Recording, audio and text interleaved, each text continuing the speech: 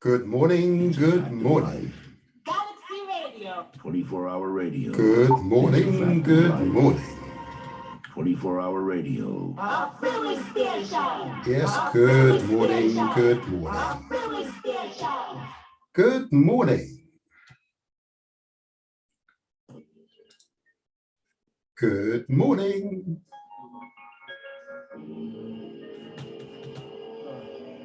Good morning. Good morning. Good morning. And I am now live, finally.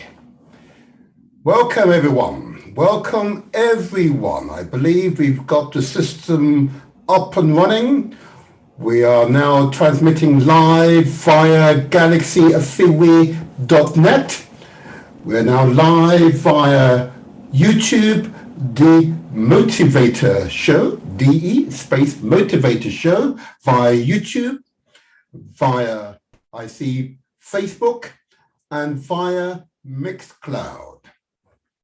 Yep, we are live. Welcome, everyone, to The Motivator Show, usually alongside Lady Chelsea. She may well pop in later today. We look forward to seeing her. PhD beckons, you see. PhD beckons. I will not get in the way of a PhD. But welcome to the next episode of The Motivator Show. Today's show will be a truly stimulating experience. But before we begin, I want to give recognition to the Galaxy of Management, those visionary leaders in the community who recognize the importance of our community, owning and controlling media platforms. So our messages, our worldview, our viewpoints are projected towards our community. So I want to give praise and respect to the leader and founder of Galaxy Radio, and that is, of course, Chipa Kombabai. I want to give praise and respect to the Elder Erakute. My elder, I hope you're well. I look forward to speaking to you in not too distant future. Let me also just get my recording up and running as well. I also want to give recognition to that wise brethren, that wise brother, and his lady wife. I want to give praise and recognition to Abu Ratata. And of course, a special thanks and respect to Nickel, the most royal, the longest serving pilot here on galaxyafiwi.net. But I want to give a special recognition, raise up to Empress Shanice, the solutions finder, and someone who finds solutions to problems as opposed to simply moaning and reciting the problem is worth their weight in, well, not gold, but, you know, these things, computer chips. That's where the real wealth is these days. And remembering for that wonderful sister who has been here on more often than any other guest, that's called Idide Ishiwa, that extraordinary Nigerian journalist who relayed to us what's happening in Nigeria, great Nigeria. And what she said in a wonderful article, written only just over a year ago now, that the wealth in Africa is not in its natural resources, but in the technologies that derive from those resources. But in order for us to harness the natural resources, we have to develop the technologies, develop intelligence, you know?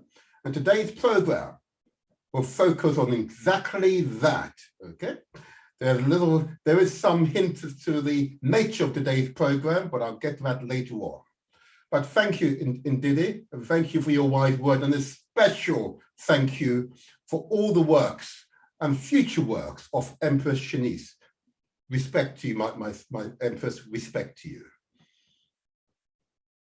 So let me move on. Last week's program, I know, was impressive, and I will get to that in a moment.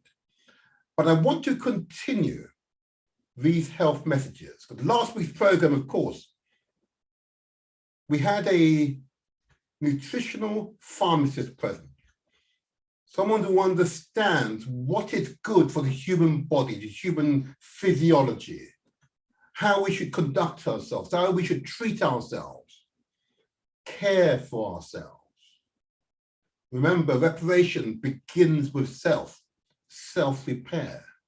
And the wise word provided by the Elijah Timob was profound, and I will repeat those words as long as I'm doing these shows, okay? They were wise words, and we can all live healthily, and we all can live longer without the amenities of old age, and we all can enjoy wholesome lives, both mentally and spiritually enlightening lives. Thank you. Thank you, Elijah. Thank you. So I will begin those health messages. And remember, they're messages, not instructions. You have free will. You have a choice for yourself. You can choose either to hear the messages or not. And if they do resonate with you, please act accordingly for yourself, your loved ones, and all those who know and respect you. Do it for yourself. So I ask you, please to consider the amount of sugar that you are ingesting into your bodies, you know? As you add to your teas and your coffees, or drink those soft drinks, or consume those sweet, sugary foods, I ask you to consider the amount of sugar you're ingesting. Because we don't need any of those items I've just outlined, because sugar is found naturally in our foods. We don't need to process and add additional sugar to our diet. Why? Because, as the Vice Chancellor of the University of the West Indies has noted, of course, Professor Hilary Beckles, there is an epidemic of diabetes in the African community, specifically African and Asian communities, specifically in the Caribbean. But here in Britain and Europe, there's an epidemic of diabetes here in Britain and Europe. And I'm well informed that equally there's an epidemic of diabetes in our cousins over there in the Americas. And indeed, in part of the motherland. Why? Because we consume far too much sugar. And what was quite clear from speaking with Elijah only last week, we do not need to add sugar to our diet. We do not need the excessive amount of sugar, which he used the term insulin resistance, which it's a professional term, meaning you are developing an inability to process sugar, and therefore you're more than likely to succumb to diabetes. For most people, it's type 2 diabetes. Those with specific genetic or other conditions, it's type 1. And it proliferates throughout our community. And I'm confident each of you listening to this recording right now, or listening live, viewing live, will know of someone either in our immediate family or connected family or our friends group with diabetes. And essentially, this is a lifestyle disease, and it is a disease, a self-imposed, inflicted disease. And there are, of course, other maladies caused by excessive amount of sugar over time, but diabetes is the most prominent condition for which there is a public health emergency. It's a red notice. Similarly, we do not need to add additional salts to our diet, although Elijah qualified that statement by indicating that there are some salts he used the term sea salts, yeah, which is unprocessed salts, which has all the minerals still contained. There are some benefits, but the excessive amount of processed, that pure white salt we often buy from the grocery stores here in Britain and other places, we do not need to add these excessive amounts of salt to our diet. Hardened arteries, the rising of our blood pressure or hypertension, to use the professional terminology, and other related conditions are very prevalent in our community. And again, I challenge you to ask the questions of those members of your families, your extended families, your friends group, and I'm assured you identify someone with high blood pressure as a direct result of lifestyle. I ask you please to consider the amount of sugar and salt you're ingesting. And do you need to be ingesting these excessive amounts of sugar and salt? Equally, I ask you to consider the amount of fats and carbohydrate we're ingesting. Let's take fat, for example. You see, we go to the butchers, you see these white streaks in the meat or in the steak, yeah, and you pay the exact same amount of money for the meat as you would for the fat. Yeah, you do, don't you? Yeah. Ask yourself the question, why is that? But you're not going to consume, you don't want to consume the fat because it simply accumulates in your body. It contributes to the expansion of your waistline, you know, expansion of your bottoms, you know, expansion of your faces. I know some women, you know, it kind of looks interesting, but I'm not going to give approval. Okay, why? Because the long-term effects of excessive fat, being overweight, is of course to put undue weight and pressure on your heart, and of course, slow you down and ensure you are vulnerable to the two other conditions I've mentioned, diabetes and hypertension, high blood pressure. And the general decline in your health is accelerated if you are overweight. And of course, Elijah last week talked about our BMI. It should be between 19 and 24. And he gave an interesting formula, which in future I'm going to put on the screen, but I'll get to that in future weeks, where you should keep your weight within that broad margins, you know.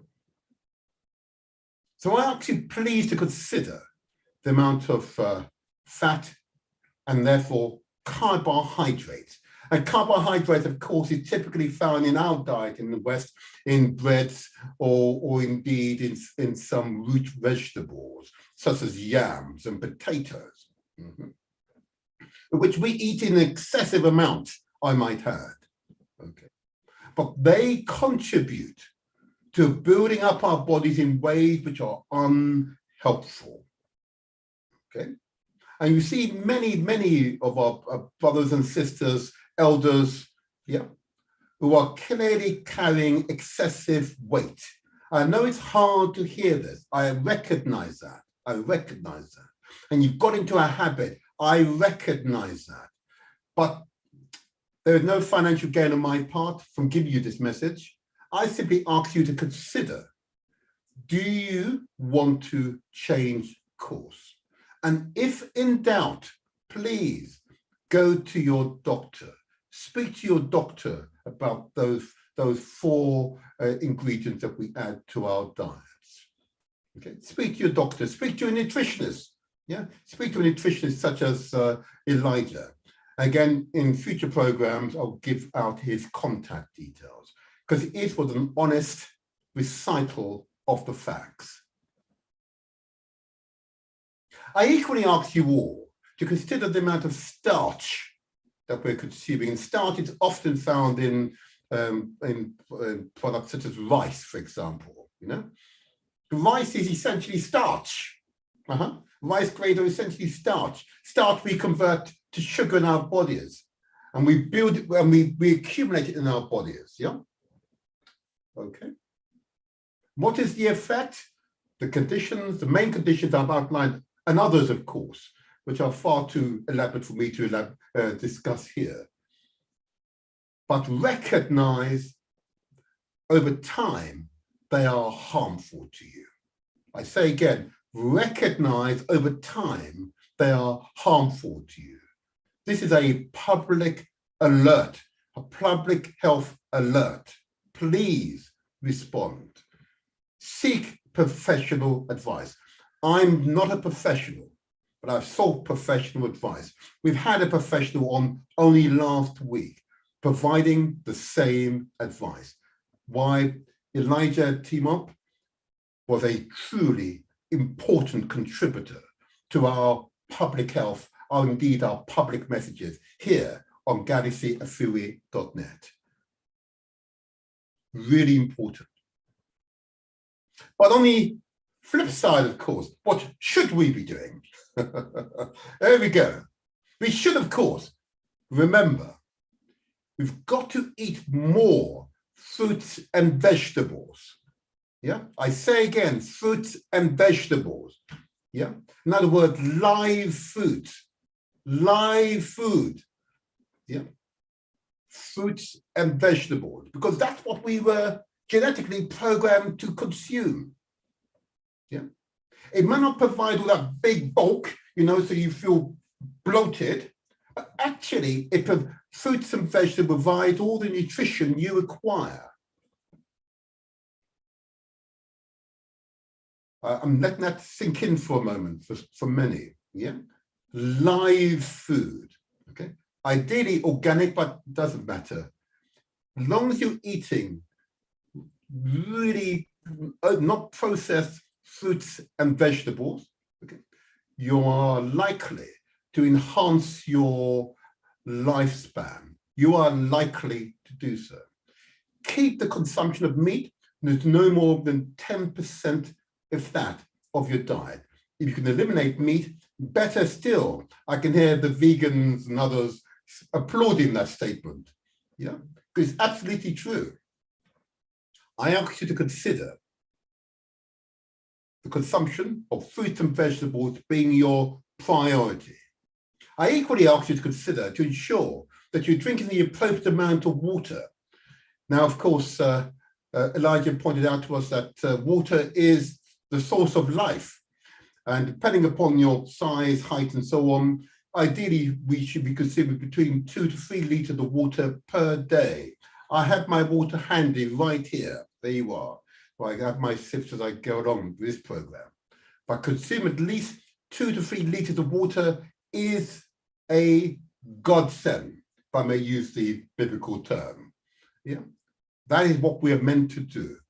More fruits, more vegetables, green vegetables. With each meal, have a nice salad bowl. Yeah, untainted salad bowl, not all those other dressings. Just the salad as they are, cleaned and prepared for consumption.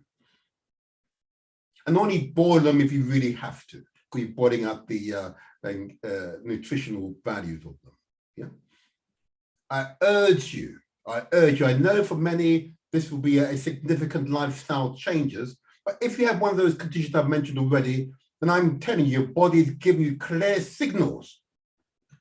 Change is necessary. Okay. And with all of this, of course, it's essential that we exercise. Exercise is essential. Eating all those wonderful food and not doing any exercise, you know, is counterproductive. Yeah. Ideally, if you've not exercised previously, I wouldn't recommend go out and running, mind you, but I do recommend going for long, brisk walks. That's what the professionals say to me. Go for a long, brisk walk. I'm fortunate to live not too far to a very large park. I can go for my brisk walk, or I trot or run, depending on my mood, of course, you know. Essential, yeah, essential. If you're able to go to a gym and if you are able to obtain a personal trainer, then you know how to exercise the whole of your body, not just some of your bodies. But exercise is critical as a part of a healthy lifestyle campaign. It is essential. You must exercise sufficiently so you sweat, as I occasionally sweat when I'm here. Yes, it's hard work at times. Huh? It is absolutely mission critical. I urge you to exercise. And of course, as other contributors of this show pointed out, not only should you eat right, not only should you exercise, but you've also got to take care of your mental and spiritual health. Most important. Why?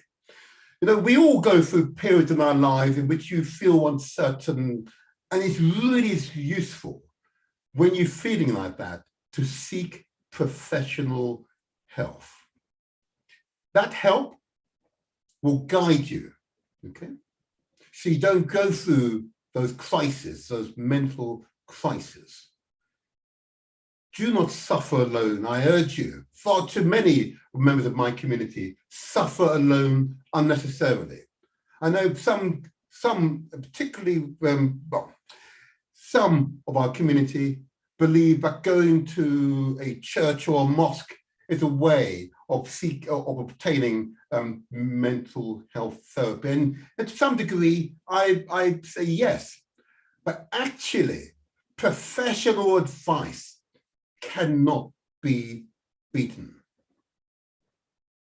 Please, I urge you, men and women who go to other places in order to find mental solace, please go to professionals who can give you and provide one-to-one contact and talk through and provide the clinical support if that's required.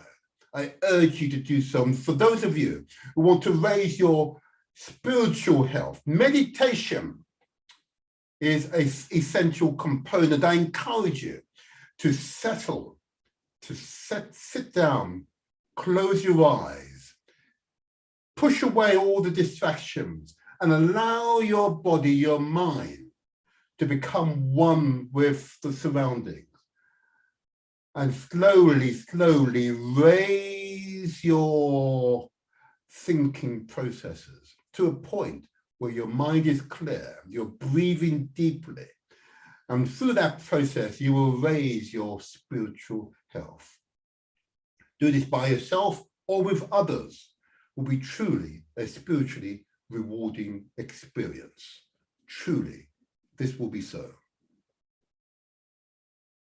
And last but not least, of course, that as the previous guests have said on this show, it's essential we also be conscious of our sexual health as well. Those of you who are starting a relationship for the very first time, why don't you go to the local sexual health clinic and just do a screening. Make sure you both are clear that you have no STIs, whether it be mild or severe. Most people have very mild STIs, an infection or something. Yeah, it's just the way it is. Just the way it is. Yeah, STIs, sexually transmitted infections.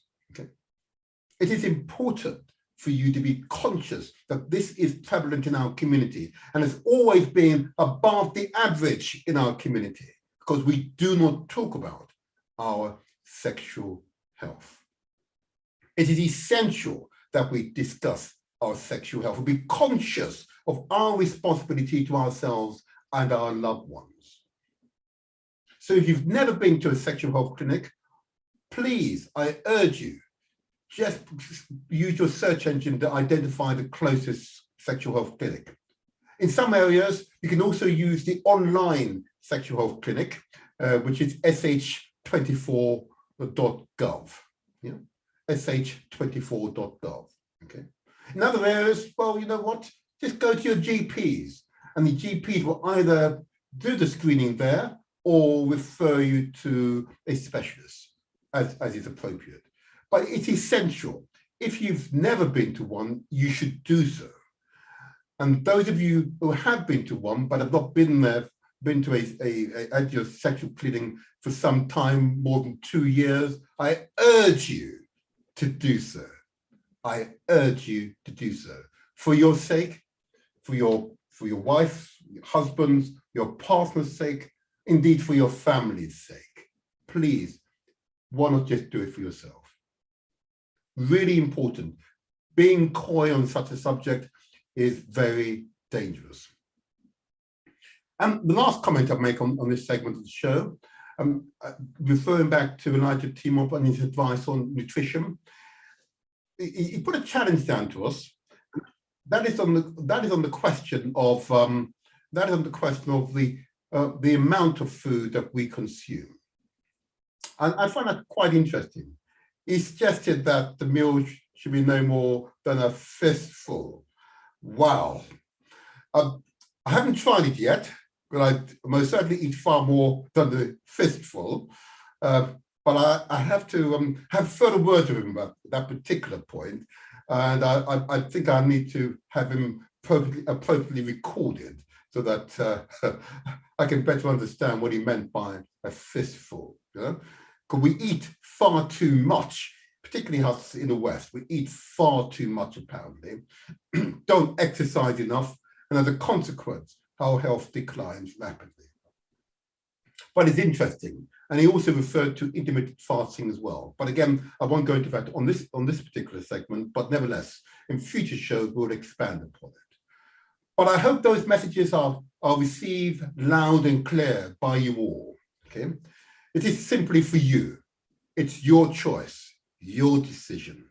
And I hope you make the right decisions. Thank you.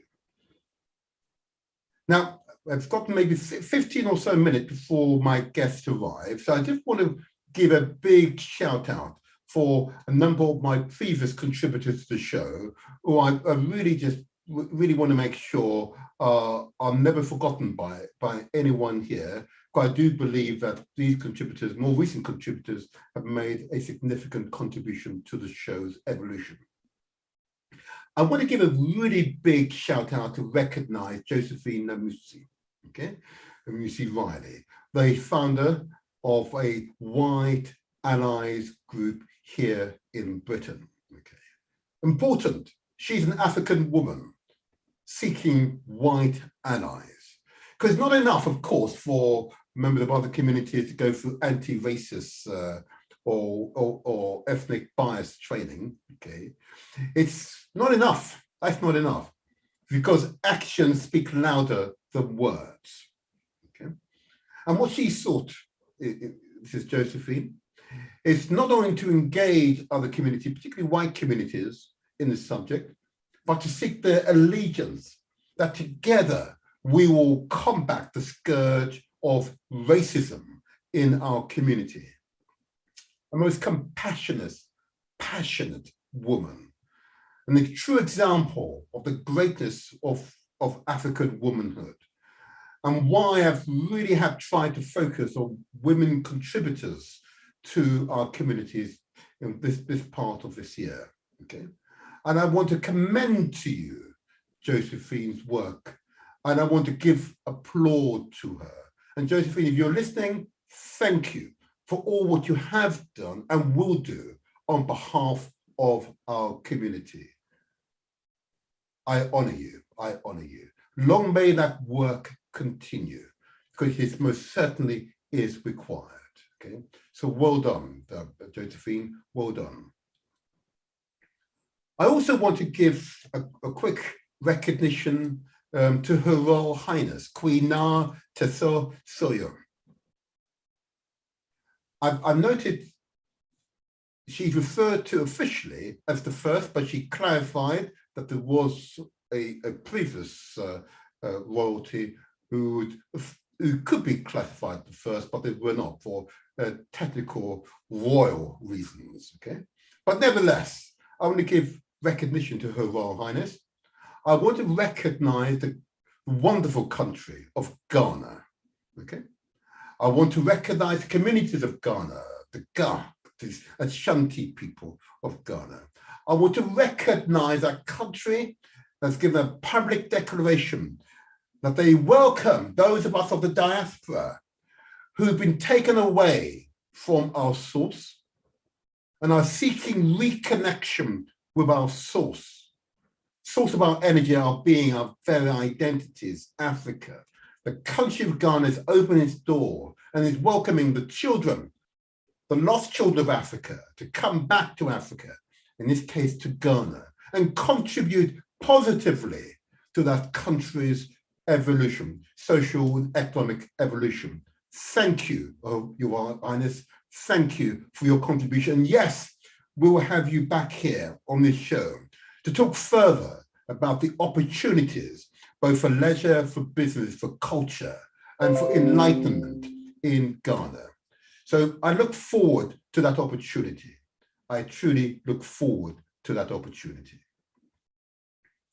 So recognizing that there are such people, such as Her Royal Highness, across Africa, I look forward to other royalties, other statesmen across the motherland of Africa, to want to communicate similar messages for their countries. I look forward to hearing from you all, because there are tens of millions of Africans born outside of Africa, okay, who are looking towards Africa for both leadership, cultural enlightenment, historical grounding, and identity affirmation. Together, we can build a much greater civilization. Wow, what a vision. And she spoke with real vision. And I want to commend her to you all. And the recording of that program is available on my YouTube channel under The Motivator, that DE space Motivator show.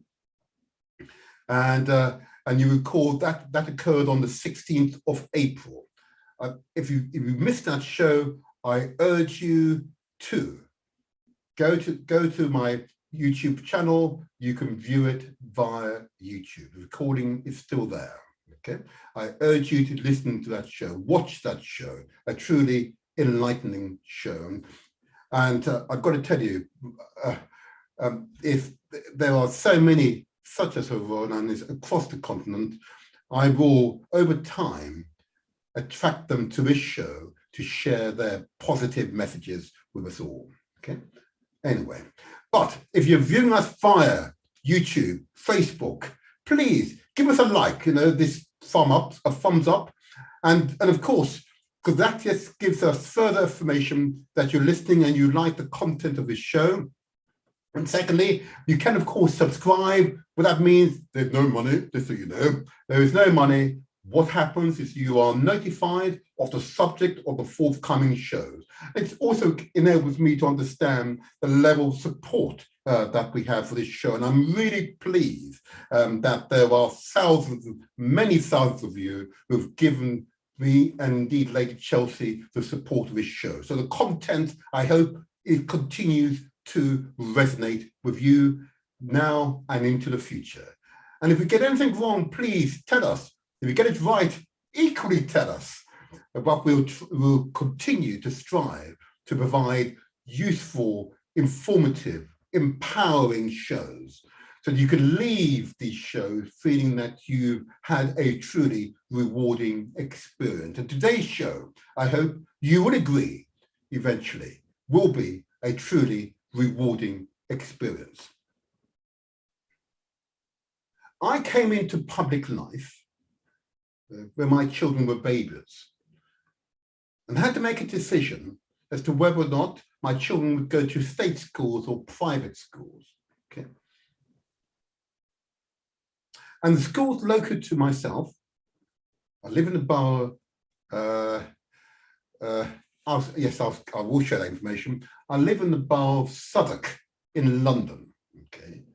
And going back, 30 years ago, yes, I know, 30 years ago, the schools of Southwark were amongst the very worst in Britain.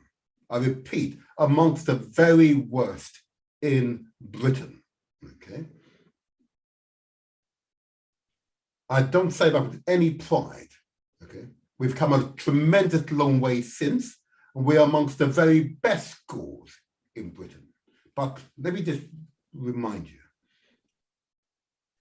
the primary school that my children attended, okay, I made it my business to get involved in the primary school. So yes, we decided that our children would go to state schools.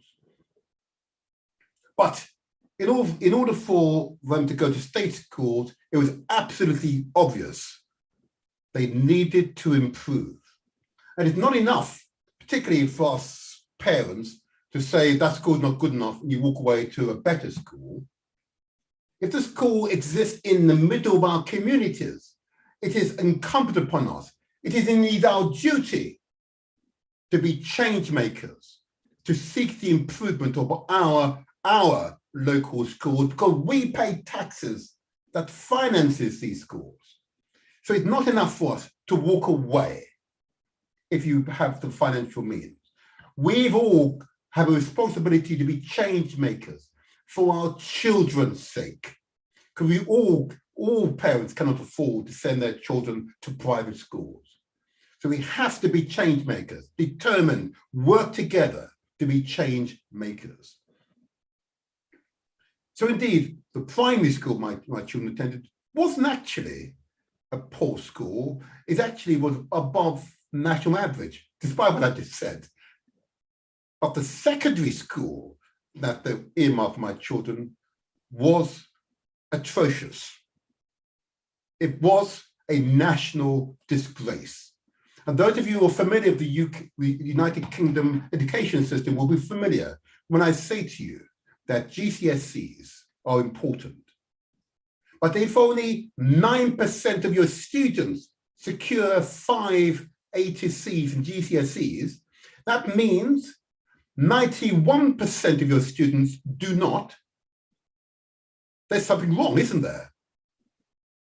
And if in one academic year, more than 1,000 exclusion instances occurs in your school, that's not a failure of the community, that is a failure of school leadership.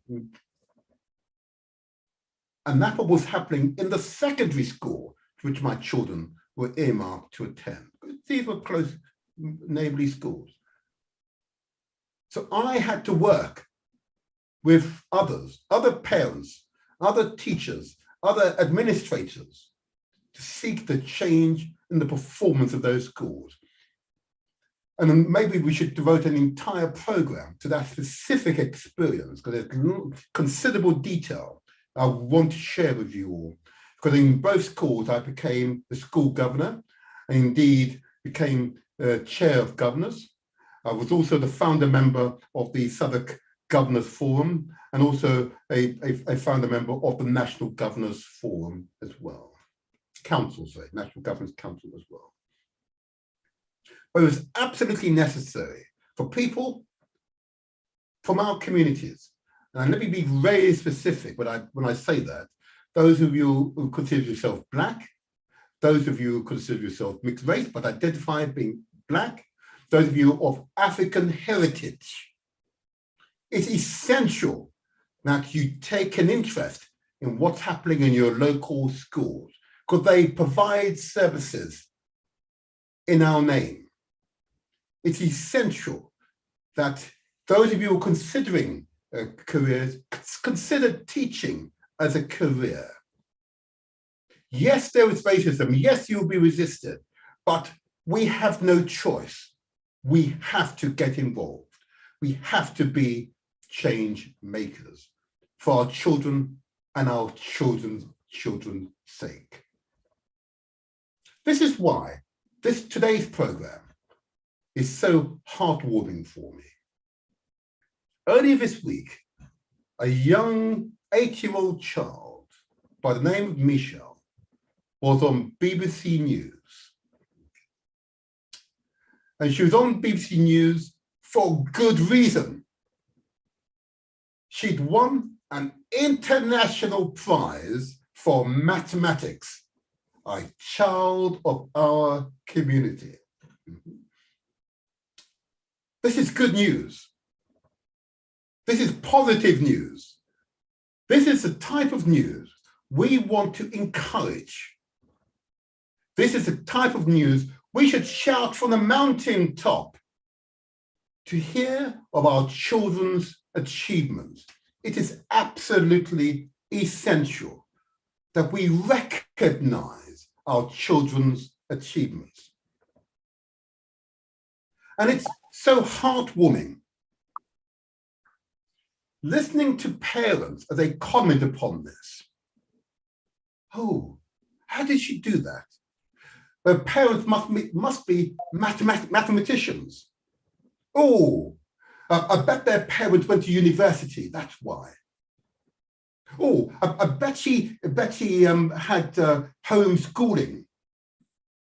Oh, no, I bet she went to Saturday school, and that's why. One parent even said, I suspect that the parents were not even Black. Oh my gosh. Oh my gosh. Until I said, hold on a moment. I just happen to know that the head teacher of the school to which the student attended is of our community. Silence. Disbelief. Oh my dear, I said to myself. So I asked this parent, and yes, this is a parent I was speaking to you. Do you not believe that our children, our community, can achieve these international accolades? The response was somewhat muted and said, well, you know, we're always prevented from achieving these great outcomes. To which I responded, Mum, it is your vision that guides a child. If you believe a child can achieve, and you tell that child every day, you can achieve, you work hard, you're diligent, listen carefully to your teacher's instructions and advice, and you commit yourself to improving your academic outcomes, that child will respond positively to you. Why? Because a child knows nothing else other than what you say. You are the child world. So you've got to believe in your child's abilities. That mum is listening today. And I'm truly grateful that we have the head teacher of the school in question. And you might have some idea of the name of the school. Okay, we have Mr. Dean Gordon, the head teacher of Gridling Gibbon Primary School. And good morning to you, sir. Good morning, Seaton. How are you today? I am well, sir. Sir, I've had to put a suit on for you, you know, just to make sure, sir. I'm going to say sir to you henceforth, because clearly you teachers are in such an important part of our community. But sir, before I introduce you properly, if you don't mind, I want to play a recording of your students, Michelle, okay, on the BBC. Just give me a moment. I'm going to play that recording. I want that to be our intro, and then we'll go into yourself, okay? I just want to make sure those parents, those listeners who've not seen this most impressive young lady, 8 years old, young lady speak with such confidence, well, here's a treat for you. Here's a treat for you. Give me a moment. Let me just set it up now for you all. Because honestly, it is going to be very impressive. One moment, let me get this right. There we go, there we go, there we go, there we go. There we go, right, there we go. And here we are, and I'm going to get it up now. And we've got it, here we go. Oh, baby. Oh, one moment. There you are, got it. And are you all ready? Listen carefully. Keep practicing at maths until you reach your goal. When I leave school, I'm going to aim to be a scientist because math can really help me do that, and I want to learn more about the world. My name is Michelle, I'm 8 years old, and I'm the gold medal winner for the Maths Global Challenge. The World Maths Day Challenge is a global competition which attracts over 10 million children And for Michelle, in our little school here in Deptford, to have come out as being the champion, it goes to show how well she has done. I was happy but shocked. I couldn't believe I could do something like that. All my friends were proud of me. The challenges and the tasks are quite difficult, but the difficulty is based on children's ages. They have to work quickly. I was a bit nervous, but I knew that if I made mistakes, I'd learn from them. So I kept on trying hard. We're a part of it because we have bought into mathletics, which is something that we use to encourage our children to improve their mathematical knowledge, their mathematical skills. I didn't really practice, I just do what I usually do. Playing maths games, doing my homework, working hard in school, and I just really enjoy maths. Some parents like you, Mr. Gordon, I can't do maths and my child doesn't like maths. We don't believe that at all. We try to make maths exciting, engaging, make it fun.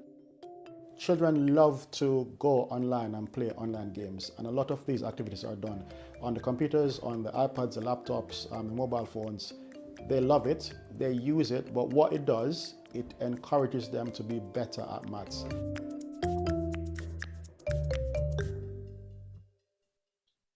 Wow. Now, isn't that something? Isn't that something? Oh, I can see the smile on your face, sir. Yeah, I have to. She's just wonderful. So I'm pleased to have her in my school. I'm going to talk about her later. I could talk about her later. But as I've mentioned, I've been a school governor for 27 years, you know. So I've accumulated some experience in this subject, and I've been responsible to recruit hundreds of teachers over my time and had contact with, well, quite a few schools in my time as well. So I have a vested interest to ensure messages such as this is communicated to the community and an understanding by the community of eminent persons such as yourselves, if I may say so. Okay. Because if you get it wrong as a teacher, the effect on our community is long lasting. The economic impact on our community is significant. So you must not fail. Okay. So, Mr. Gordon, sir, I don't mind saying that. Okay, there you are. You know, it's usually me you see that get this, but I'm happy to defer to you. Okay. First of all, thank you for accepting the invitation. You didn't have to, but I'm really pleased you did. Okay, and thank you. Okay. And my first question to you, and just so that we can get to know you better, why are you a teacher and not a botanist, a doctor, engineer, oh, come on, a politician like myself, you know? Why teacher? Why go into teaching? Please share that with us, please. Teaching is something I love to do. And being a teacher, you get a chance to play a part in making doctors, botanists, scientists, engineers. So that for me is quite important, because what we do as teachers is that we help to mold the minds of the future generation. And it's even more important at the earlier age in primary schools, because my grandma, who passed away a few years ago, one of her phrases that she used with me a lot was, you can't, her exact words were, can't bend the tree when it's old. In other words, you can't change people when they're older, so start when you're young. So that's why in the primary school, basically the idea is to work with children at that young age and to get them, because they are such interesting, they've got such great ideas, they're just fantastic. And all they need is for someone to listen to them, to believe in them, to get them to achieve what they can. And once they're given that background, that platform, that foundation, they can achieve just about anything. And this is what I tell my children. Each of you sat here before me in assembly or in a class, you can be whatever you want to be. There's nothing stopping you, regardless of your background, regardless of your culture, regardless of who you are. If you want to do it, you can do it. All you want is to have people around you who believe in you, who trust you, and will give you a chance to do so. So this is why I do what I do. That's it. Wonderful, wonderful. Very concise. And let me just point out to listeners and to yourself, remind you, sir, that your core values, I put it above my head. I made sure it's there above my head. Aspirational, brave, compassionate, determined, enlightened. Expand upon that for us, because I think you have in your response, but expand upon that for us. Because of course, it's not just the children, it's of course the parents, is it not? So yes, so recently, our federation changed its name. It was the GGLV because it's a federation of two schools, Greenland Gibbons and Lucasville. But that name was a bit dull, uninspiring. So Mr. Kelly, who just got his MBE recently, is now our executive teacher. So when he joined the federation, we had a conversation about giving it a rebrand new name. So right now the Phoenix Federation, which is Sybil Phoenix, is the person that we've named the federation after. Now, a lot of work went into getting all this done in terms of consultation with staff, with parents, with the community, with Sybil's family as well. And these values, again, consultation with parents, staff, with children, and those are the 5 that we picked. It's the A, B, C, D, E, so it's easy for the children to understand, to remember. But every single word you see there, it basically has a message behind it. So every child, everybody in our community, aspirational is the key, and that is like aspire for whatever it is. One of my key phrases, like the sky is the limit. There's nothing that you can't do if you believe it. Being brave, for example, like a lot of Black people, teachers, head teachers, would not stand up and talk about what their views are around race equality. I'm not afraid to do that. I lead by example. I instill in my pupils to do likewise as well. I don't expect them to go out and try to part fights or to stop a war, but it's about in their speech, in their actions, in their language, what they do. If you see something that is wrong, speak up about it. Don't expect to go and try and fix it, but you tell someone who can fix it, and that's bravery. It takes a lot to do that. Don't just sit by the side and say nothing, do nothing, because that changes nothing at all. If something is not right, speak about it. Being compassionate, it's about that caring aspect of our community. We are compassionate, and it's not out of pity. We do it because it is necessary, it is needed. And by doing that, people tend to gravitate towards you. Mm-hmm. Being determined, we never give up. Never give up. Never. Whatever it is, we keep on trying. We keep on going for it. We keep on doing our thing because we know that we have a goal in sight and we want to achieve that goal. So we keep on going until we get there. Being enlightened, it's about being that bright spark. So regardless of what's going on, things are dull, things are not clear, things are not happening. Asking those questions to make other people think. Actually, I didn't think about that. It's about you being that shining light in the midst of whatever is going on. So these are things that we discuss. So each month, we have a value of the month, and we go through these. I start of the month by doing an assembly, and we speak about what this means. Even though we've done it over and over and over, we keep on revisiting, going back to it to remind the children. At the end of each week, we give awards out in assembly for the value of the month. And the teachers then will choose a child who has done something exceptional within that week, and they'll give them an award in assembly. If you look on our website, you'll see our newsletters that are done weekly, which I must say that they look good because obviously we put our all into it, and it showcases the children who won these awards, and it tells what they have done to earn them. So every child in the school knows the values inside out. Recently, one of my teachers, who is very talented singer, and she's very good at writing as well, she wrote a little pledge with the values, and the children were given a task to learn it within a few weeks, and they've all learned it.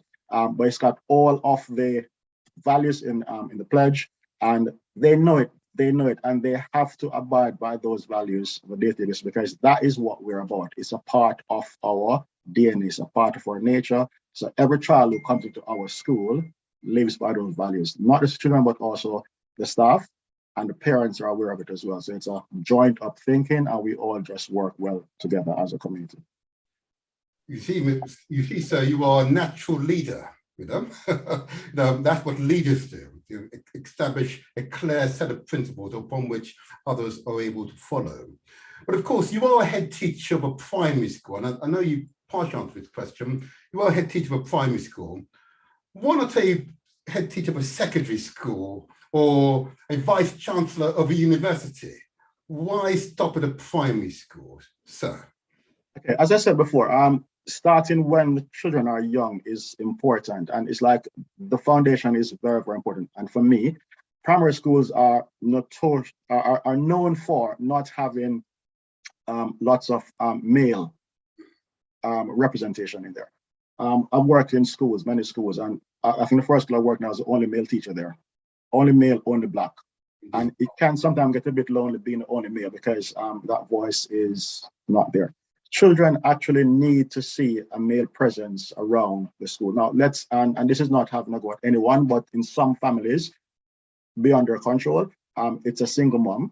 There's no dad there, and there's no representation for children to see a good role model of a black man. And in Deptford, in the school I'm working at now, both schools, it's important for them to see a black man who is a good role model to say, you know what, actually, I can do this, regardless of whether my dad wasn't around or I haven't seen him a lot, but there's someone here I can look up to. And I try to instill that in the children, that yes, it's important because, again, regardless of who you are, you can achieve. So guess what? The child that is sat in my year 1 class, little young black boy, would like to be a head teacher. Guess what? Watch Mr. Gordon daily, see what he does. Would you want to do that? Yes, you can, because this is what I do. So that's one of the reasons why primary school for me is better. Now, I've recently done this course where I could be a CEO of a multi-academy trust. I did a course recently, and that's thanks to Ann Palmer and the Fixture International program that she runs, because it's open for black and brown people to do this, because it's obvious that there's a gap in the market for black leaders at the highest level, because you look around and you see that predominantly it's white leaders. So it's opening up a corridor for people who tend to get marginalized. This is a way, there's a course that's done specifically for us that we could get the chance to do these things.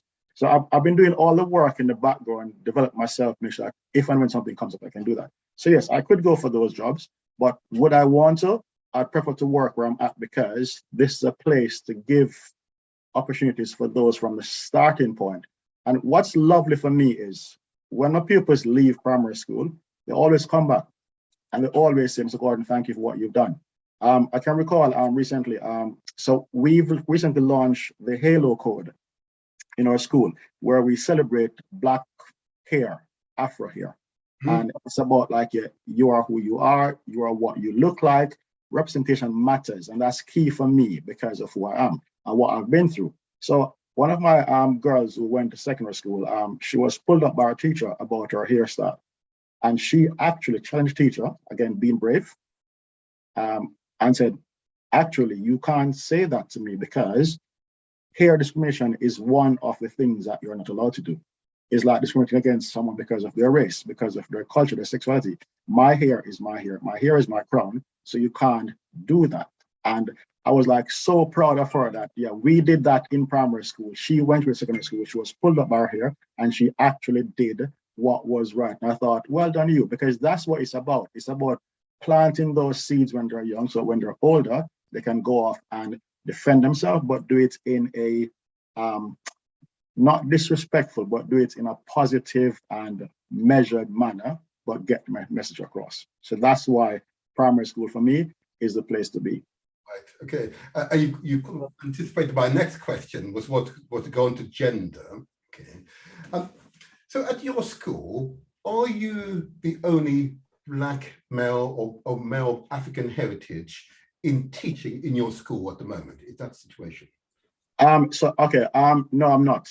I've got other male teachers and teaching assistants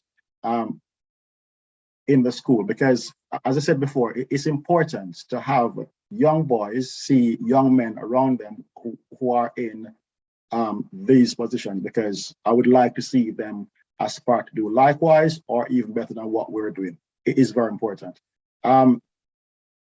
So yes, it's critical that we have them in school. And I guess yesterday I was on LinkedIn and I saw a young man who posted a video what that he did for the DFE, talking about his journey into teaching. And so I basically I commented and I said, like, yeah, well done for what you're doing. We do this for the children. He replied by saying that thank you for your comment. You are one of my inspiration. And that for me is quite important, because the whole point of what I'm doing here is not just for me, because it's about getting other young Black men to do what I do and even supersede what I've achieved. Because it's important. We have to, this legacy has got to live on. And without people like myself, it won't happen. So that's my job. My journey into teaching has been quite tricky. I've suffered a lot. I can talk to you for days about what I've been through. But because I know what I've been through to get here, and even while I've been in the role, I've had issues. I need to make sure I pave the way for others and make it easier, fairer for them to get a chance as well, because you shouldn't have to fight this hard.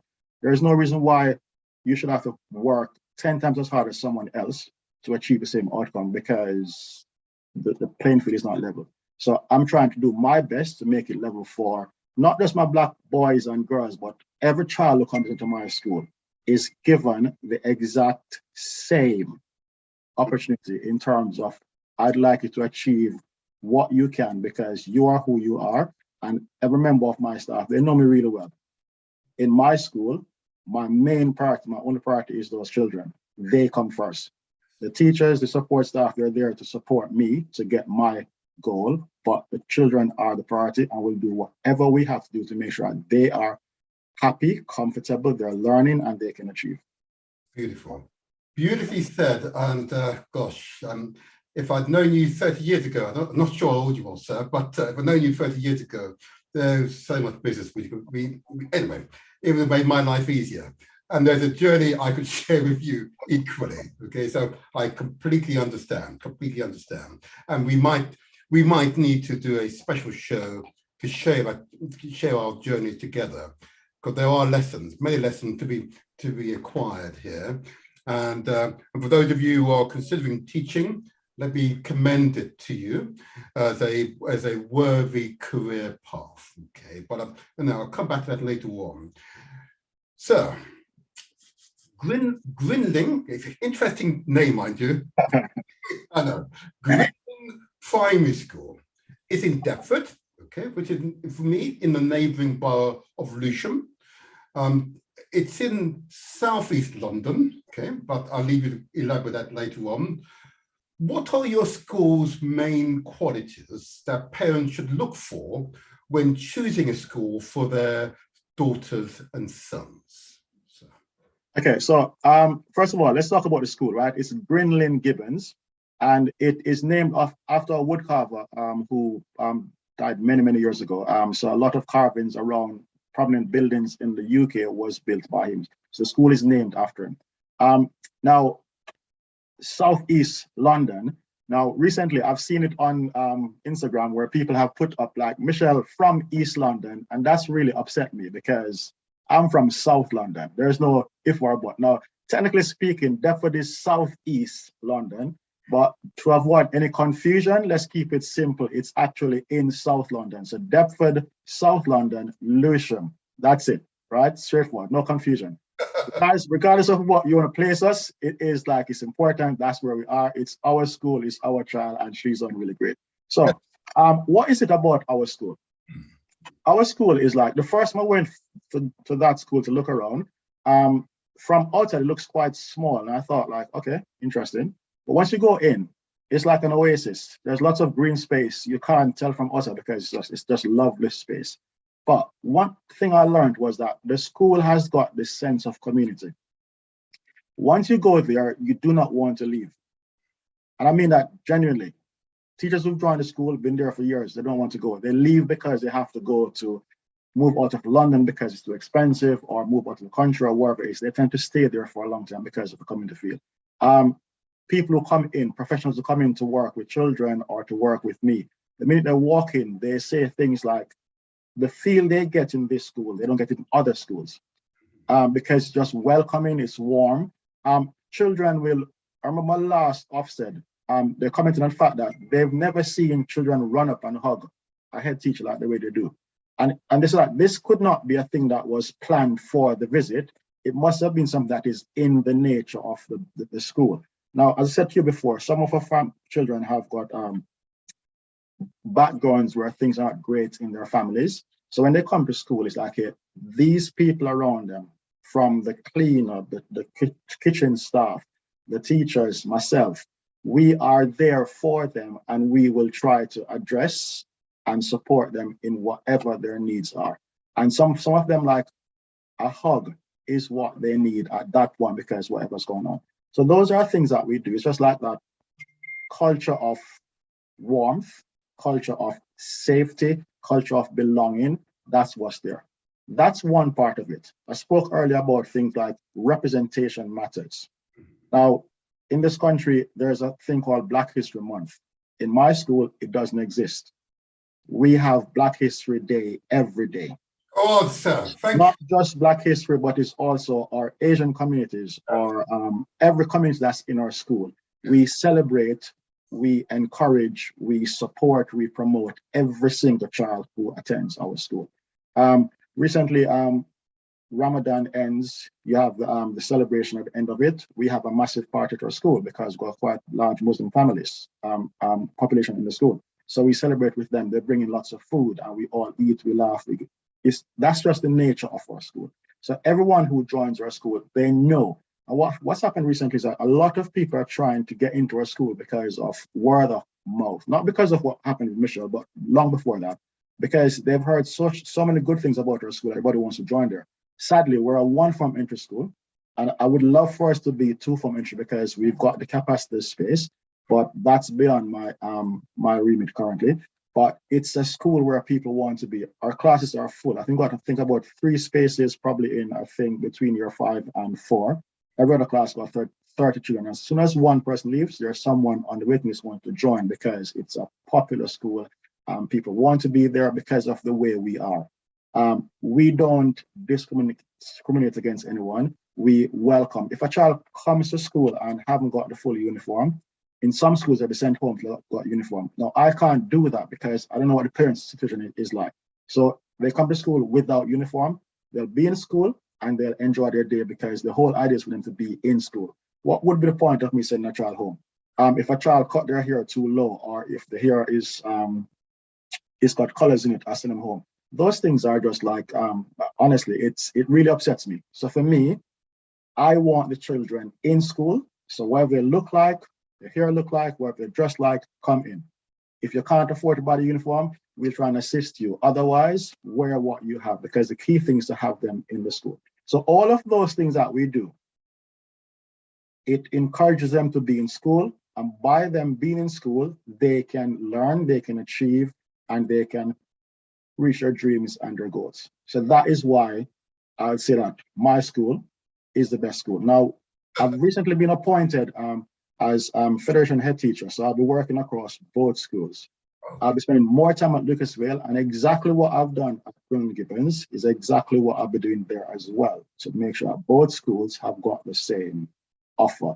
And because for me, every child deserves to get the best of what is there for them, and that is what we're about.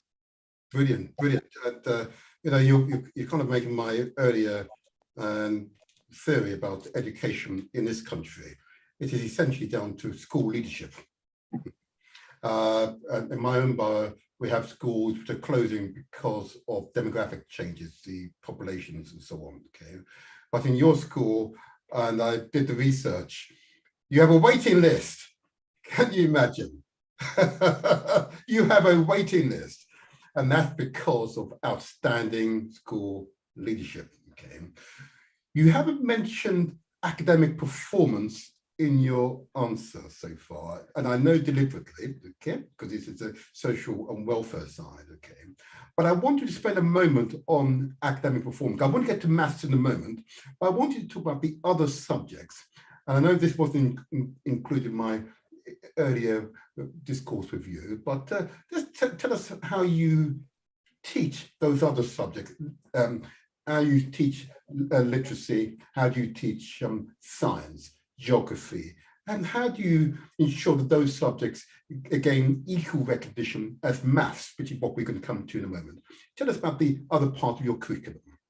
Okay, so our curriculum we've recently updated our curriculum to make it more reflective of our community. So for example, things that have happened in Deptford, and I'll name one in particular. The New Cross fire is something that is local to us. That's happened like literally a stone throw away from the school.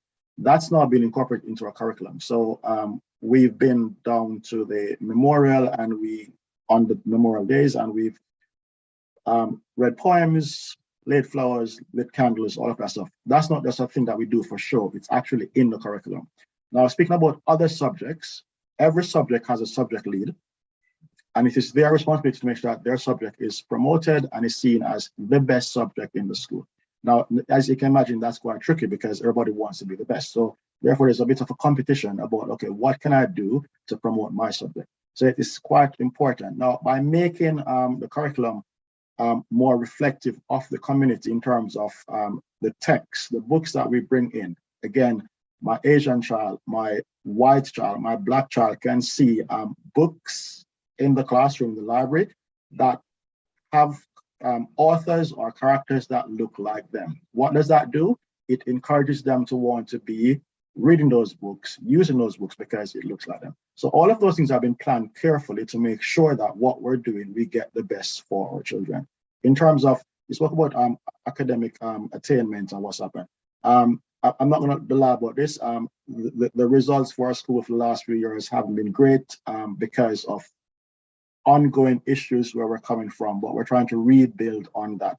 We've just finished our SATs on Thursday of this week, and we're anticipating to get some good results because the year 6 class, they have done extremely well. They've worked really hard, even after just coming back from the whole break of COVID and having missed out on big chunks of education. They've come back to school, settled, and they've worked really hard. I've got an amazing year 6 teacher who's worked really hard with them, but we also have a team of people around to support them. We've done a lot of work around boostering and supporting the gaps that they have. And all of my staff know me very well. Last night before I came home, we're discussing outcomes and data and what we want, and we always push. The last thing a member of staff can say to me is, I don't think that this child can make it. If you want to get me upset, say that to me. Because in my world, that doesn't exist. Probably can't make it now, but don't say that they can't make it, because it's about what we do as a school. And we go out and we make sure that we do that. I've got teachers in my school who spend their lunchtimes supporting children on a one-to-one basis or a small group basis after school, because we know that the gaps are there and we try to plug those gaps by supporting, because some children go home and have the support there with their families. Others don't have that. And because we know that those parents can't support or help because of whatever the issues are, we try to do as much as we can while they're in school. So that will support us to get them over the hurdle. My experience in these matters suggests that you're building a foundation for academic excellence, and I'm confident that your SAT result will continue the upward trajectory. Have no fear. Don't worry. Have no fear. You're doing what you're doing right now is the cornerstone of success. Don't you worry. Don't you worry. If I may now get on to the subject matter at hand. Okay. It's interesting. Maths is one of those subjects which I know many parents, including myself to some extent, might have said, "Oh my dear, I cannot do this." But I learned to enjoy maths over time. But why did you enter your students into the World Maths Day Global Challenge? After all, you just said that you're experiencing academic challenges in the school. Why on earth would you enter your student into a global competition where your students could easily be showing up as not being performing, or indeed are successful? Tell us, sir, why did you do this? Okay, as I said before, right? One of my key phrases that the sky's the limit, whatever is there. So whatever comes on my desk in terms of competitions, it could be poetry, it could be maths, it could, whatever it is, I always challenge my leaders. Okay, this has come to me. Could you guys get on this? And people do. But the reason why mathletics, the Maths Global Championship, was important to us is because we have been using mathletics for 6 years plus. The day I walked into the school, that's one of the first things I brought with me was that athletics, which was not being done because schools I worked at before, we use it really well. I know how it works. And one of the key things for the children is that each week in Friday Achievement Assembly, we give out awards for athletics champions. So bronze, silver, and gold. Now, the child or children who get gold is like a massive, like, ooh, gold, and everybody like celebrates, right? So they work towards it throughout the week. So the children have been practicing, like, because what it does, teachers can set specific tasks for each child in the class based on their level of ability. But then they complete those tasks, they go on and play games. They compete with their classmates or compete with people globally. So it's something that they've been doing for a very long time. So when this competition comes up, which happens annually, they know about it and they all aspire to want to be the winner.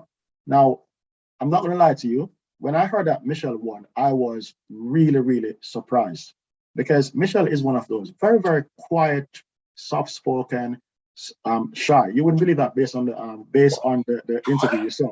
Honestly, she is. Her mom is just the same as well. It's a very, very quiet, calm family. No problems, no issues, just lovely people. And when I heard that Michelle, when I was like, yeah, wow, that is fantastic. That is because obviously she has been working quietly, secretly, because this competition is done, they can do it at school, at home, in their own time. But she went on and she, as you can see, she is the overall champion. And that is just blown everybody away. So if I may, just focusing back on the global challenge. So you enter your students, even though you were aware at the time that they had disadvantages when compared to students worldwide. So was the pressure on the student, your teachers, practitioners, or the parents? Where was the pressure, or was it equally shared? Just give us some idea of your thinking, because you're right, we can aim the highest heights, but in reality, of course, we've got to moderate our expectation based upon what you're working with.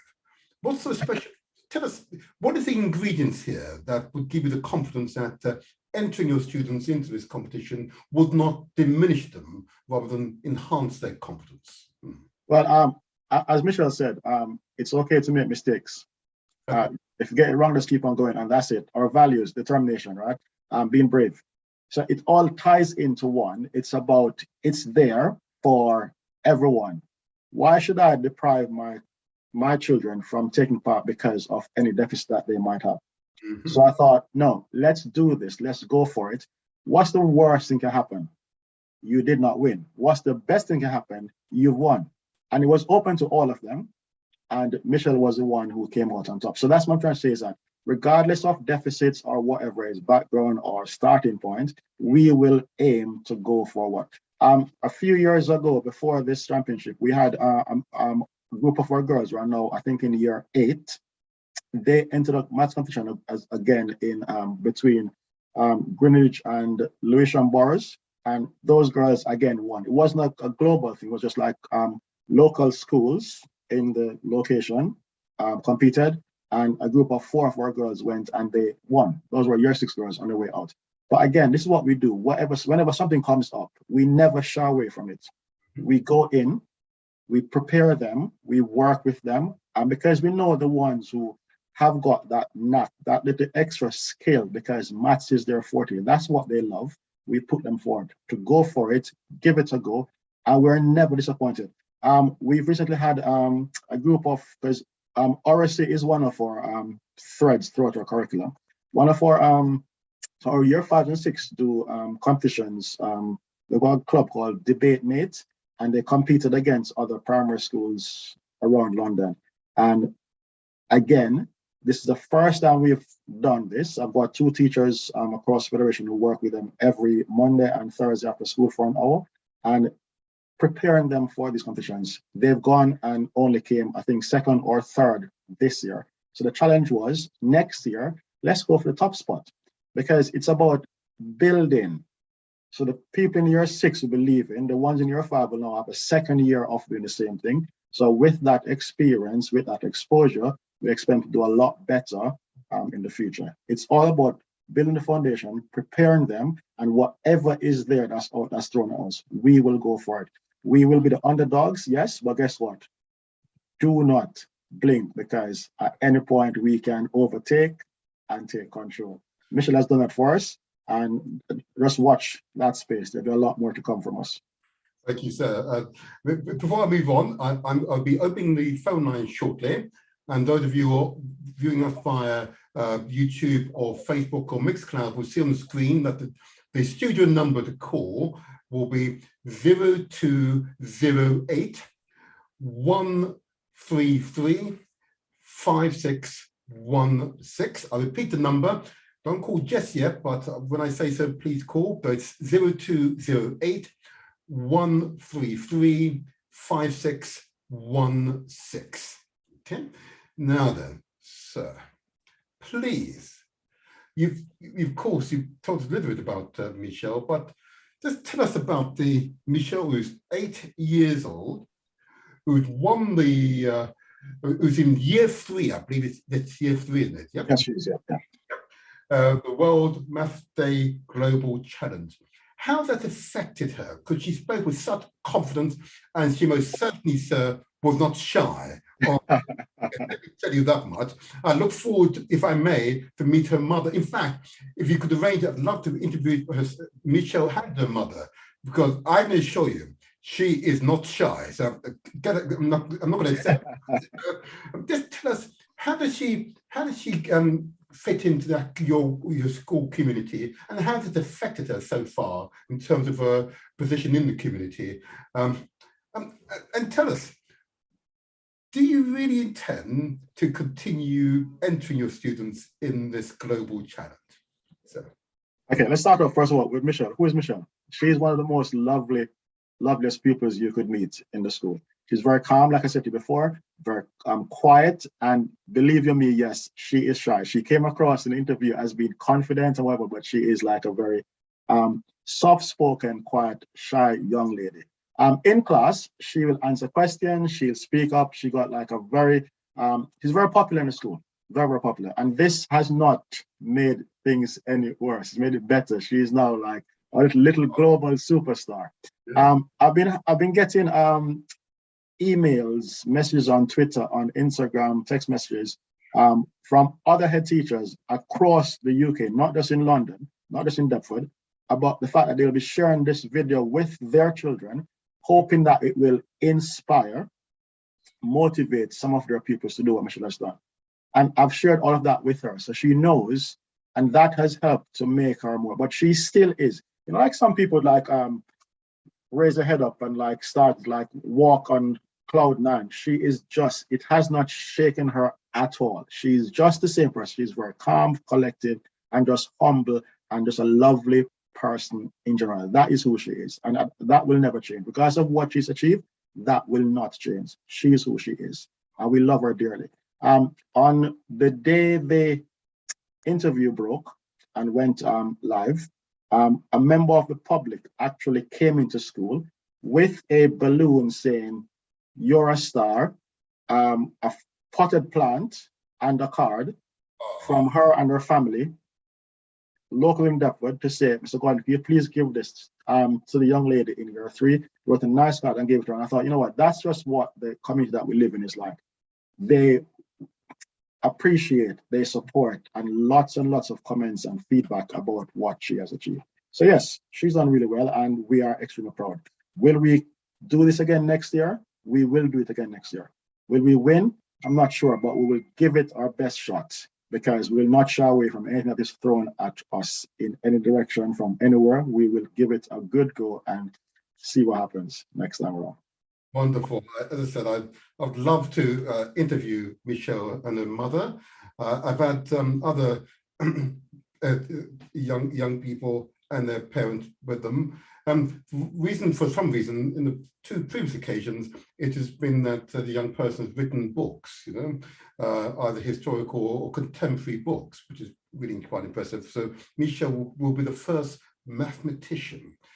Does she consider herself to be a mathematician? But she said on the video, I didn't do anything different. I just did my work and I made sure I got it right.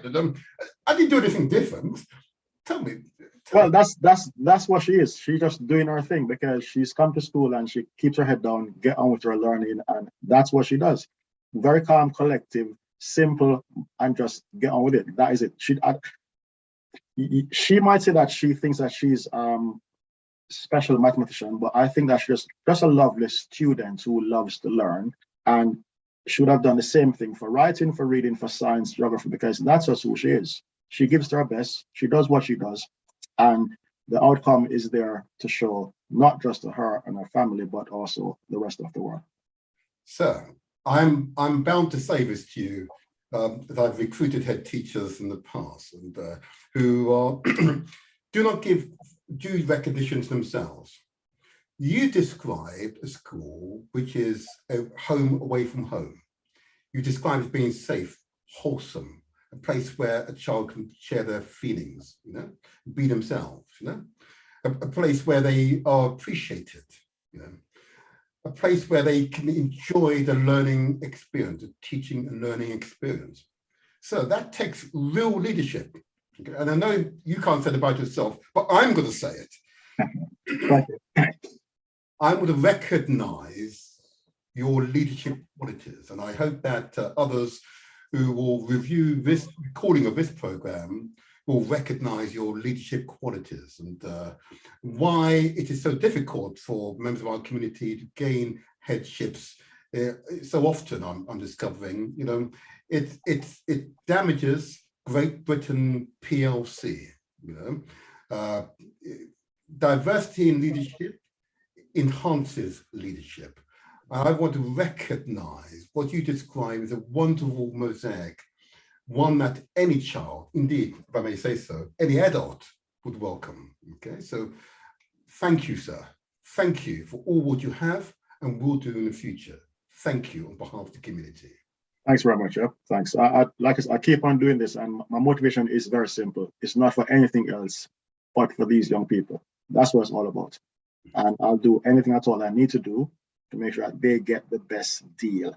And I use the fact that because of what I went through, I would not want any of them to experience that. So I'm doing what I can do to open their eyes, open their minds, and make them aware of what is possible, what can happen, to give them that foundation, that groundwork, so that they can move on without the barriers that I've had to go through to get here.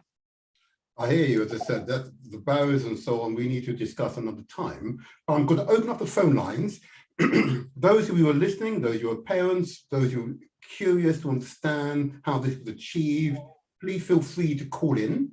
I'll give you the number again. So it's 0208 133 5616.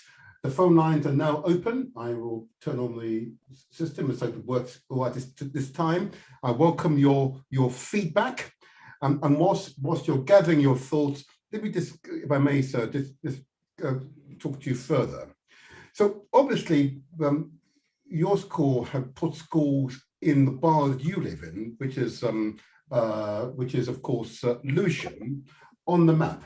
Okay, I think we have a caller. Let's take this caller first of all. Let's take this call.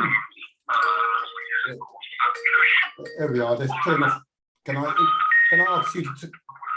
Hello, good morning. Good morning. They've got you now. Good morning. Can you hear us all right? Yes, I can. Good morning. Can I have your name first of all? Pardon me? Can I have your name first of all? Can I have your name? My name is Caroline. Good morning, Caroline. You've been listening. Do you have a question for Mr. Gordon? I have been listening from the start up until now, and I don't have a question for him. Okay. I just want to say a huge congratulations to him. As a former, we are Jamaican teachers, and I am so proud of him. Mm-hmm. We've worked together before. Oh. I am ever so proud. I have sat down and I'm glued to the phone because I can't just leave. I'm ever so proud. I'm over the moon to see the achievement and to see how well he's working with these children and the love that he has shown within the community and for the children and for his staff. And I just want to say well done to him. Congratulations on the work that he's doing. Okay. And I hope that he continues to do it with God's help and support. Mm-hmm. And, as he mentioned in his answer to one of your questions about the struggles that we as Black teachers have to go through in this country,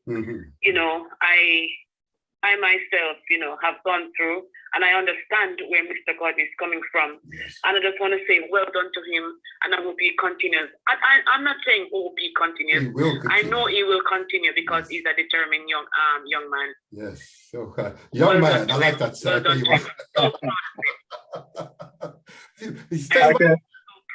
Stay right there, Caroline. But no, don't go. I definitely want to quiz you in a moment. But Mr. Gould, you may wish to respond to that. Caroline, I want to say thank you very much for your kind words. It's always good to get some good feedback. And yes, I'll keep on doing what I'm doing because that's why I do it, for no other reason. So thank you very much for those kind words. And yes, I hope I'll keep on doing things and you'll see what goes on there. Mm-hmm. Now, and I wonder, Caroline and Mr. Gordon, I've had teachers on my show previously who've written books, okay, about their experiences and also provided really useful advice to parents. And I'm going to put a challenge out to you and other teachers. I want to encourage you to write, because communicating through books, through the written word, are a powerful means of influencing our community. Okay, so I did want to put it to you both. I would encourage you, Caroline, you haven't written a book. I wish to encourage you to do so. Share your experiences and put forward recommendations how we can improve the current situation. Okay, would you consider that? Yes, that's something that I could start, give some thoughts into and maybe get on with it. Good. I look forward to that because there is much that we can achieve. And I know, listening to you for a few minutes, and of course to Mr. Gordon, the talent, the experience that you possess is enormous, absolutely enormous, invaluable experience which must not be lost to the community and indeed to the education profession generally. Okay, there you are. But thank you for that call. Thank you. Thank you for that call. Thank you. And we'll keep. Thank you, Caroline. Bye-bye. Okay, you're very welcome. Okay, thank you. Bye. I know we have another caller on the line. Good morning, caller. Good morning. Good morning. With number ending 865. Hi. Good morning. Hi there. Good morning to you, sir. Can you hear me? We can hear you very well. Can I have your name, please? B. V. Oh, good morning, V. Yes. Okay. Do you have a question for Mr. Gordon? Do you have a question for Mr. Gordon? Yes. How do you spell his the school, the name of the school, and his name as well? I can most certainly. You are listening to the program via galaxyfui.net. Is that right? Yes. Okay, that's okay. So, sir, I'll do this for you. Go ahead. If I may. So the name of the school is Grinling Gibbons Primary School, and the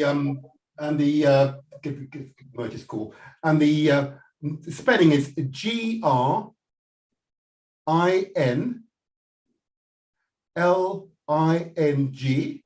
Grinling. Did you get that? Yeah, okay. And Gibbons, as it sounds, GIBBONS.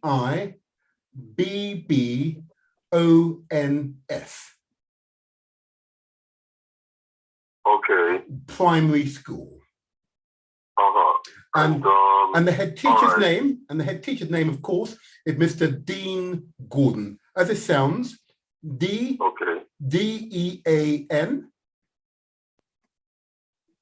Yep, got that? DEAN, Dean Gordon, GORDON.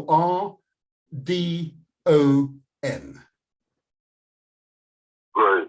Okay then. Good. Nice one. Now, before you go, surely you must have a question for the head teacher. He spoke so eloquently so far. Oh yes. The was it the scheme he said he was running about the hair. Repeat the name. Yes. Yeah, we've adopted the Halo code. Yeah, Halo. Yes, he did say hello. Yes. So that's HALO. That's it. Yes, that's it. Yeah. Halo. Yes. Okay, great. Yeah, I want to know about that. You know what I mean? Okay. Well, is there a number, Mr. Gordon, or an email address you wish to share with listeners, maybe? If they could contact you directly, or I could handle all contact. Your choice. If you what's it, this person's name is V. If V wants to give you his contact, or he could contact me at the school. Okay. Well, everything is there. Just give a call. And if you're local, pop in. We can have a chat. Good. So what I'll do, I have your contact details here. I will share that with Mr. Gibbons, if that's okay with you. Right. Good. Okay. Thank you for your call. Yep. And thank you for listening. Okay. Thank you very much, sir. Thank you. Bye-bye. Yeah, man. Right. Okay. I know we have another caller on the line with number ending, there we go, 8231. Good morning. The call on the line, good morning. Good morning, with number ending 8, yeah, is that right? 8231? That's correct. Hi, good morning. Good morning to you, good morning. Can I have your name, please? Yes, my name's Toyin. Oh, good morning to you, Toyin. Do you have a question for Mr. Gordon? Yes. Yeah, go ahead. Yes. I do. I have a question. Yeah, first of all, I want to say thank you for putting the show together. It's very informative, very educational, and we do need to celebrate success. To Mr. Gordon, I just want to commend you for what you're doing, and obviously the achievement that Michelle has actually achieved as well. Thank you. I wanted to ask you, you've mentioned a lot of things that you do to promote the children's well-being, education, making it fun. And in terms of branching out to the community and sharing best practice, what do you think other schools now need to adapt and do in order to now achieve the kind of success you're doing? Bearing in mind, I know that every school is trying, every school, do you know what I mean, is there to promote, to educate, and most of all to make it an enjoyable place. So in terms of what you've done and what you've achieved that you've shared, what do you think would be the next step to get the community involved? Yeah, good question. Very good question. So I'm a part of the Race Inequality in Education steering group, which is a group of people that in Lewisham, head teachers, governors, and other professionals in Lewisham. So we discuss the things that we're doing to make the experiences of our pupils, mainly for the ones who are disadvantaged in terms of our Black children, or the ones who are most likely to be excluded from school. So that's top on our agenda. So we have these regular meetings and we discuss things that we do. Now, everybody knows me. I'm quite vocal about what we do. I share things. If anyone were to go onto our Instagram or Twitter account, we share things that we do on a regular basis just to promote what we do here. I'm always open to have conversations with other head teachers about what worked well for us, lessons that we've learned, and how to support and promote us. But my main thing is to get the message across to the head teachers within Lewisham to start with, but I'm also happy to share that outside of our borough as well with other heads, because that's the place to start. The head teacher has got a lot of authority, control, and power in terms of what happens in their school. So they can make it or break it. It comes to them. One of the things that I didn't say earlier was that who inspired me to go into teaching, right? And it's a long list. My mom, my dad, obviously, because they pushed me to go through. My grandmother used the phrase, if you want good, your nose have to run. Basically, you want to achieve something great, you got to work hard for it. But I've also learned from head teachers who I've worked with. And some of them were fantastic. Some of them weren't. And what I did was I learned from the ones that weren't, because I learned what not to do or what they got wrong. How could I improve that? So that is what I'm working on. And like my team knows me really well. Priority is the children and what is best for them. Now, staff, mental health and well-being is supported as well. So I support them in terms of doing things to encourage them. So in terms of like cutting down on the workload for the teachers, like don't bring books home to mark. We do that in school time. So when you go home for the weekends, like you can go home and enjoy your family and relax, come back in fresh Monday morning. So all of those things all tie into one to make it work. But I'm quite happy to share my experiences with anyone who's willing to listen. But the problem I have is that, for example, when we bought into the Halo code at our schools, I think we're the only two schools, primary schools in Lewisham, who are currently doing it. I tried to promote that to other schools, but they weren't very keen on it. So it's like it's a challenge to get some message across, because what you said earlier, you don't want a child to go to school A and these are accepted, but in school B it is not, because children should be free to move from school to school and get the same offer. I'm not saying that my offer is the best, but it would be nice to have some uniformity around some aspects, like uniform policy, like behavior policy. Some things should be same, so that children don't feel as if like, yeah, in that school, I could not do that because I'll be excluded or I'll be whatever. It should be, the policy should be such a way that every child is included and every child can belong and feel safe within those schools. Thank you.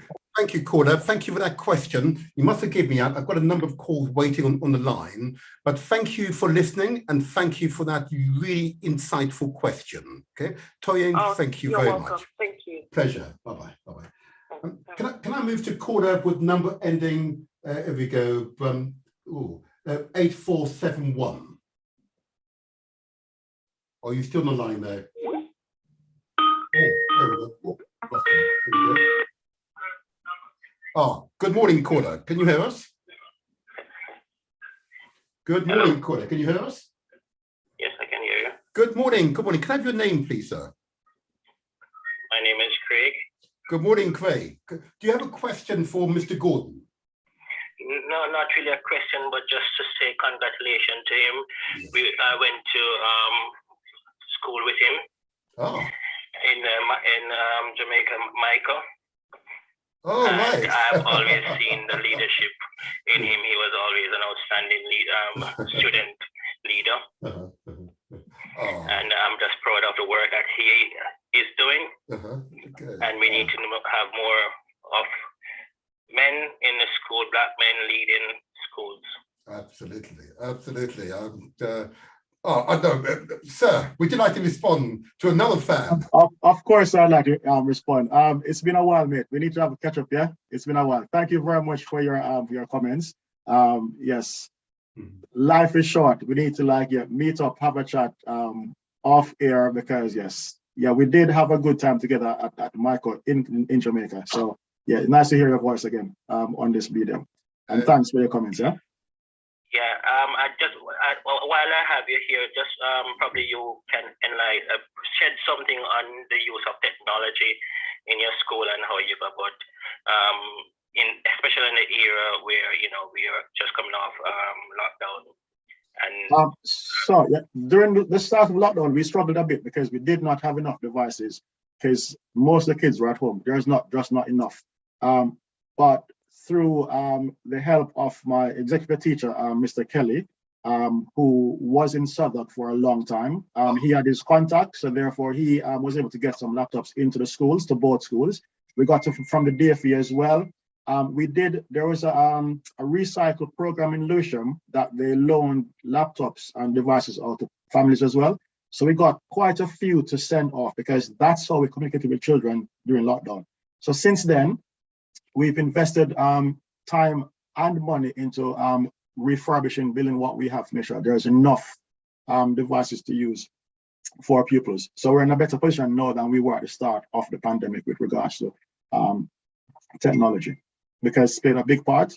If like the mathletics thing here, the children go home and use a device to do it. And for those who still have got deficiencies in terms of having internet or Wi-Fi, they have a club in school, they come into school and they can get that done in their school time as well. So we promote that on a daily basis. Thank you. Thank you for that. Another insightful question. The use of technology in schools is a separate show, but I believe that the future is in the technology. Okay, but it's a subject for us to come to another time. Sir, thank you very much for the call, and keep listening. Keep listening. I'll try to ensure the content of these programs are truly useful and empowering, and motivates people into action. And the whole purpose of these shows is that we translate our words into actions. I hope you do the same, sir. Thank you so much. Thank you very much. Thank you. Now, Mr. Gordon, I suppose we've now come to the end. We're always running over time in these shows, but never mind. Is there any closing words you want to share with the audience? What thoughts you want to leave with them? So that, as I may have said to you in the prelim, each of these shows are intended not simply as an exchange of information, but to stimulate action and involvement, you know? And so give us your closing words, because you're the leader, sir. Closing words for me would be aspirational, be brave, be compassionate, be determined, be enlightened. That's what I say to my children. In every assembly we have for the whole school, they've got to chant those values, because that's who we are. Once we do that, now there's other values around there, but these are the ones that are crucial to us, and that's what our school federation is built on. So those are the things that we work with. But it's about making sure that whatever you do it to the best of your ability. Bob Marley, I love him, and I use lots of his phrases on a regular basis. And one of them is, them I got tired for seeing my face. Can't get me out of the race. Now, the reason I say that is because it's quite funny, because one of the things that happened to me once was I remember going for interviews and I couldn't get the job. And I asked my head, I said, do you have an idea why is that I always place second in the interview? I get the call, the feedback, you did everything right, but there was one person who tipped you over the edge. And she said to me, like, Dean, it could just be because your face doesn't fit. But the thing is now, guess what? This face, it fits now. And I'm in a position now where I can support other people not to hear those words, because those words damaged me for a while. But I thought, you know what, instead of giving up, I kept on going. That determination, I kept on going. I'm going to work 10 times as harder to get to where I need to get to. I've done that. I'm trying to make sure that other people that look like me, or even that don't look like me, don't have to work that hard to get it. I shouldn't have to work for 20 years to get a job as a head teacher. I could have done that in 5 years. But because the system doesn't do that because of what I look like, it took me another 15 years to get that place. Should not be the case. But in my role, in my position, I will work with young people of all races. And once I see talent, I will work with you, I will support you and give it a chance. Because if you aren't given the chance, you can't get the experience to do this job. A lot of people work and learn on the job. Why should I be told that you have no experience? Now, how can I get experience if you won't employ me? So my job here is to work with young people, to give them opportunities, show me what they're made of, because I trust my staff to show me what they can do, and I support, I'll mentor, I will encourage to get them to do what they do. And I start with the youngest. My school starts from nursery, 3 years old up to 11. And I work with those children to get them the best deal that is on offer. Words of a leader. Thank you. As I said, I'm looking forward to your future book, Carolina. I'm looking forward to it. It really is important because that will be with you when you and I are no longer here. Your books are really important. Right. History is important. So yes, that needs to happen. Yeah. Can I just say to you then, Katie, sir, thank you very much for being an outstanding guest. Again, I'm just going to say it in passing, if you could persuade Visha and her mother, I would love to interview them. Okay. I'll have a conversation with them and see how that goes. Yeah, no problem. And I would just say again that not only is it important for us as a community to enter the teaching profession, even with its challenges, it's equally important for you as parents and others to consider the role of school governorship, school leadership. Okay? It really is important, because if talented men such as Mr. Gordon here are to thrive, it requires us as parents and others to do our part and be an integral part of the school leadership. And that is this board of governors. Ultimately, governors employ head teachers. So it is important, really important, that we all play our part to prepare the next generation to assume leadership in their time. Mr. Gordon, thank you. Thank you for all what you have and will do in the future. And we congratulate you on your achievements and the achievements that is to come. And I'm repeating myself, but I'm going to keep saying it. Saying it because I will continue to raise the bar.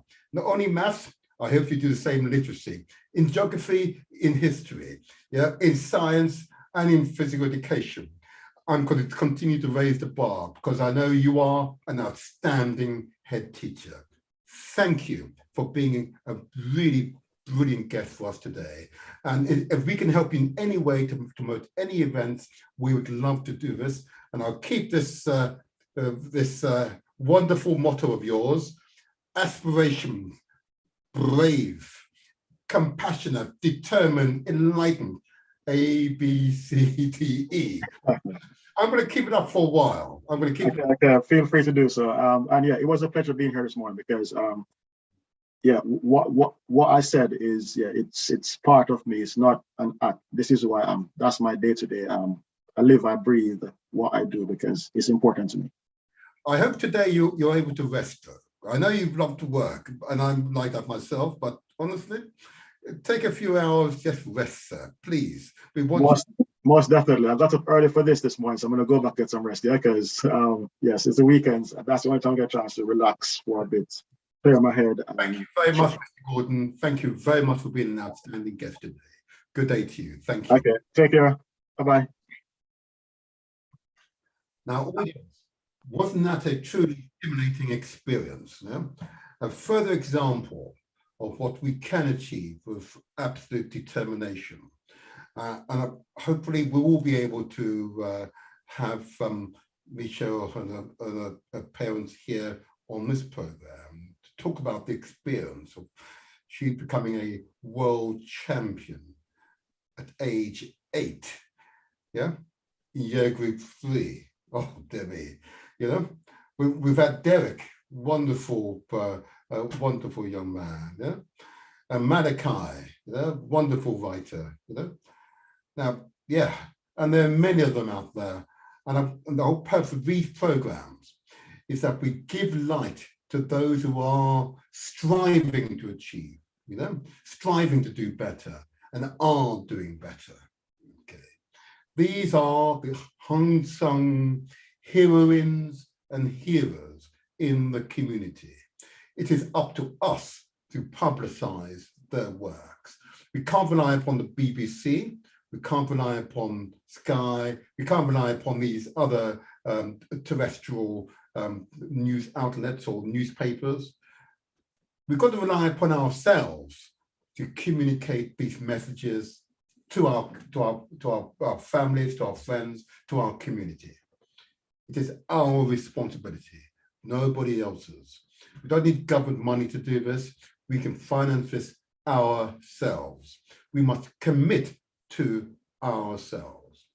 And in doing so, we enhance the entire community. The purpose of these shows, I reiterate, I'm the motivator, where we translate words into actions, okay? Really important saying, okay? We're not here just to chat. What I'm expecting is that both parents and others will consider what's been said today and the difference we can all make working together. So I anticipate that Grinning Gibbon Primary School will continue to be oversubscribed, and others will, fall by the wayside because they've not been able to recruit sufficient numbers of children. With outstanding leadership, such as this, schools thrive. Okay. Another aspect of the show, of course, is to focus on and remind ourselves, this is the mindset, success is ours for the taking. It's there in our minds. Okay? Changing the mindset is critical. Yes, there will be resistance. Yes, there will be disappointment, but no, they will not define you or define us. We can and will be successful, no matter what the odds. There you go. There you are. So there you are.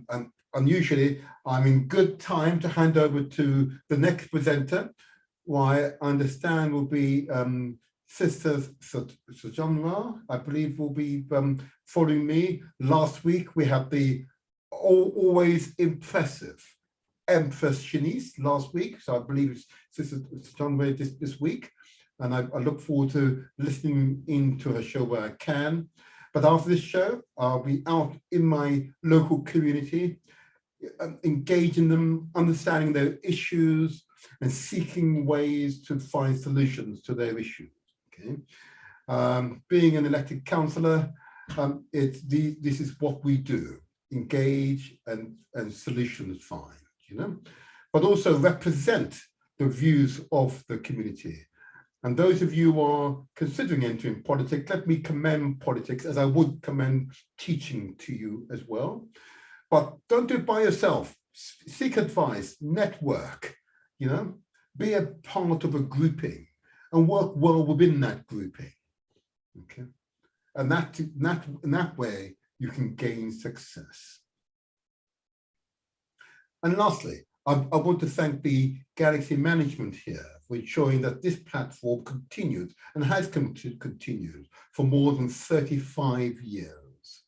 I want to give praise and respect them, because such determination, such vision that is sustained and will continue to be sustained for another 30 years are the types of practices that we must encourage. There are far too many of our organizations that after one person leaves, it falls down.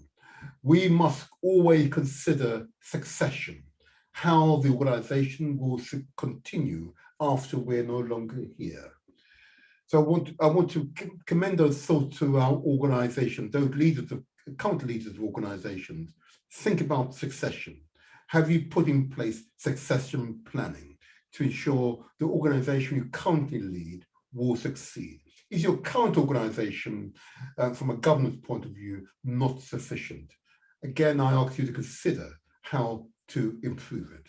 But for the children who have listened to the show, I want to commend you all, because you know that anything is possible. Don't listen to anyone else. Listen to those who teach, those who love you. Listen carefully to those words and believe those words. Make those words you. You can and will be successful, son or daughter, nephew or niece, cousins. You will be successful. Believe in yourself. Be good children, and the adults around you will love you and provide you with all the support you need. So that's me now. That's the end of my program today. I truly feel elated. I want to thank Mr. Gordon. I had to put my suit on for him. Because teachers, those who teach, influence the next generation. And such persons need to be treated with appropriately, because not being dignified in the presence of such a person is not to show them the respect that they aptly deserve. But anyway, that's the end of my program for today. I thank you for listening, and I wish you all well. Be good, and if you're uncertain, seek advice. Okay, and remember, exercise and consider what you're eating.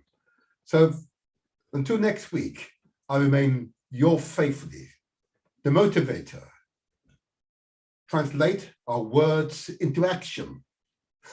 Success is ours for the taking. Take care. Blessings.